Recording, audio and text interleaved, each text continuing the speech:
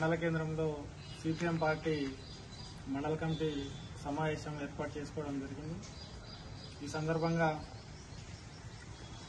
రాష్ట్రంలో అనేక చోట్ల ఇథనాల్ వ్యతిరేక ఉద్యమాలు జరుగుతూ ఉన్నాయి.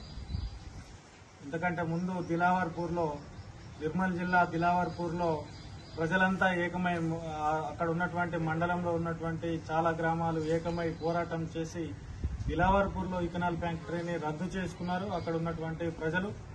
అట్లాగే నిన్న కూడా జోగులాంబ గద్వాల జిల్లాలోని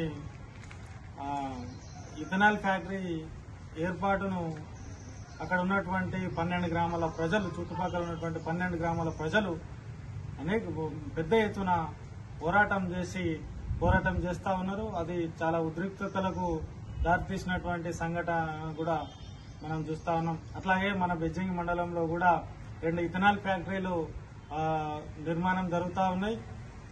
కాబట్టి మండలంలో ఉన్నటువంటి ప్రజలందరికీ కోరుతా ఉన్నాం, మన మండలంలో ఉన్నటువంటి 20 గ్రామాల ప్రజలకు కూడా ఈ ఇథనాల్ కంపెనీ వల్ల నష్టం జరిగే అవకాశం ఉన్నది. కాబట్టి మండల ప్రజలందరూ కూడా ఏకతాటిపై వచ్చి ఇథనాల్ వ్యతిరేక ఉద్యమంలో పాల్గొనాలని సిపిఎం పార్టీ విజ్ఞప్తి చేస్తా ఉంది. అట్లాగే మండలంలో ఉన్నటువంటి రాజకీయ పార్టీలు, ప్రజా సంఘాలు, విద్యార్థి సంఘాలు అందరినీ కూడా విజ్ఞప్తి చేస్తా ఉన్నది సిపిఎం పార్టీ. ఇథనాల్ ఫ్యాక్టరీలకు వ్యతిరేకంగా అందరం కలిసి ఒక కార్యాచరణ తీసుకుని ఈ పోరాటం చేద్దామని ఈ సందర్భంగా మేమందరం కూడా కోరుతా ఉన్నాం. అట్లాగే ప్రభుత్వం కూడా అనేక మార్లు సిపిఎం పార్టీ ఆధ్వర్యంలో ఆందోళనలు కార్యక్రమాలు చేయడం జరిగింది, వినతి పత్రాలు ఇవ్వడం జరిగింది.